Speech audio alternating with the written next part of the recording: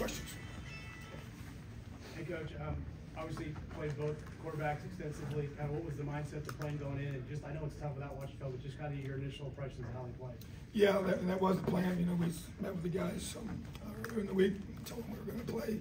Do exactly what we did. We're going to play Taven in the first 2 series and play Brennan in the third and fourth series, and then just kind of see who had the hot hand, who was playing the best. And so, just trying to find the best combination. You know, we've got to obviously made some changes in our offense and who's running it. I thought we did some good things in regards to changing tempos up and trying to do some things there offensively, but just didn't sustain them. But at the same time, we got to find, you know, who's going to be that person. You know, I just feel like that for us to be where we need to be to finish out the last half of our season, it's going to be important that we get that guy there that's going to protect the football and run the offense to the highest level possible. So obviously making some changes, and that was part of our evaluation process. Mike and Sammy.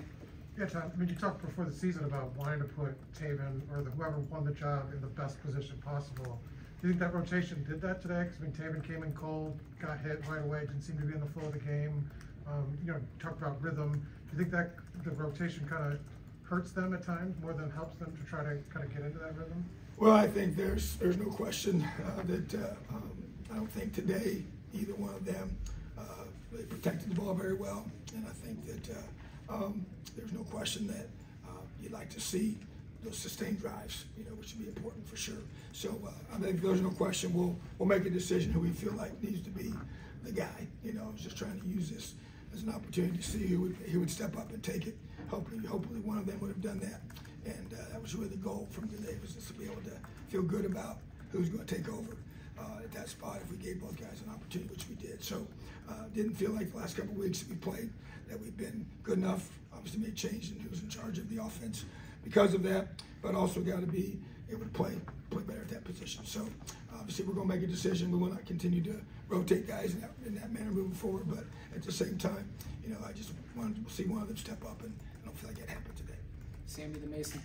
Coach, Michigan's the #2 team in the country for a reason. They're very good, but a lot of self-inflicted wounds today with 4 turnovers, a penalty that negates a big play, and some special teams gags as well. How do you fix that halfway through the season?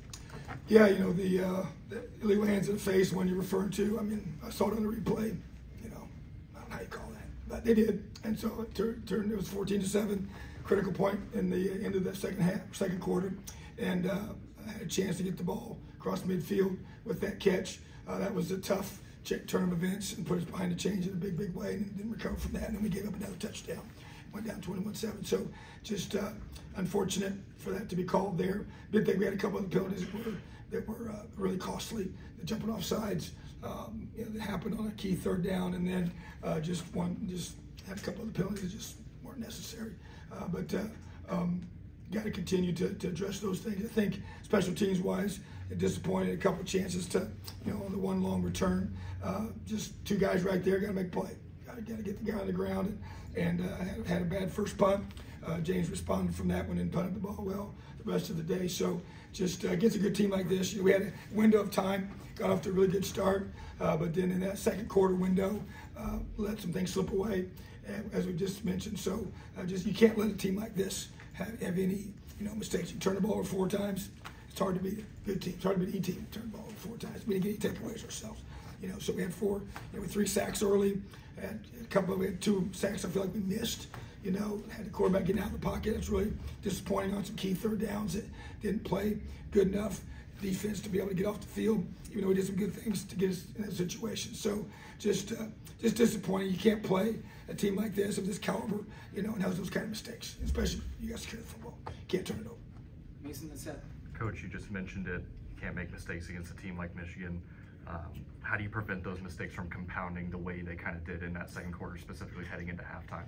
Yeah, you know, that's where I think, you know, the key is, you know, defensively, third downs to me. We had several third downs where we kind of got them where we wanted them to be in regards to 3rd and 7+, and didn't get off the field, whether it was not containing the quarterback on the one, or just our corner fell down on the one coverage, which was, you know, we should have. I thought we had to make a chance to get off the field on that one too, but you know, just got to stack plays together, all 3 phases working together, which we're not able to do that, and it's a good football team to play. There's no question about it.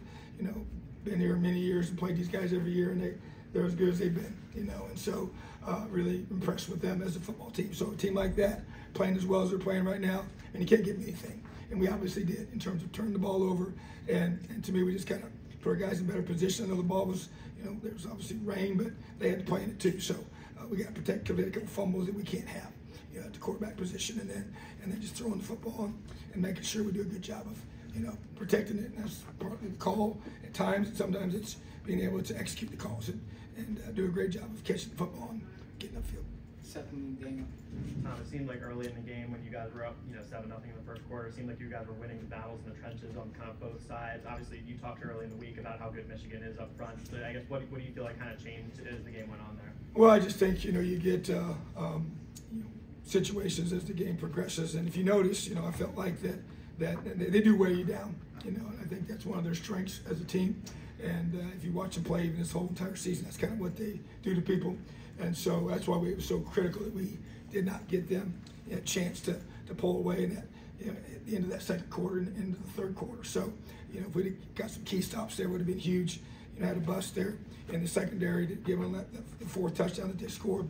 Was frustrating because we felt we had a chance there on that fourth down to get a stop. We had given our ball, our offense the ball, pretty deep, but at least you get the ball back. So just, I think they physically wear you down and mentally wear you down without question, because of their size up front on both sides of the ball. And it takes its toll a little bit as the game wears on. That's why you got to stay ahead. Put yourself in position. It keeps energy high. It keeps the guys fighting and battling. Because it gets physically and mentally really difficult against a team like that. So they have the physical talent to be able to kind of put a lot of pressure on you for 60 minutes, and that's where they kind of get you in the end. Daniel, then William Zion.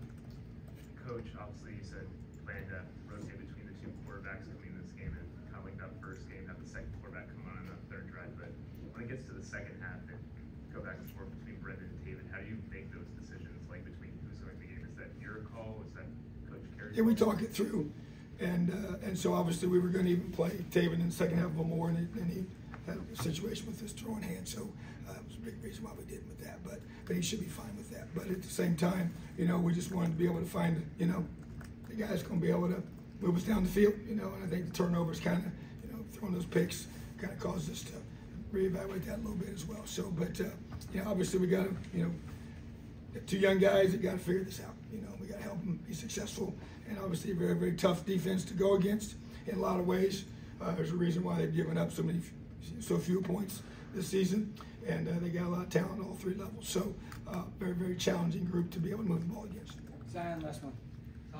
Was Dexter active today, and how close is he? He was active, and as far as he was as an emergency for us to play, this is the first time he's dressed. He's always warmed up, and then did not dress for the games, and so he's getting closer. And so that will be hopefully the next week or two we can get a chance to get him back on the field. All right, thanks, Tom. Have a great day, Elio.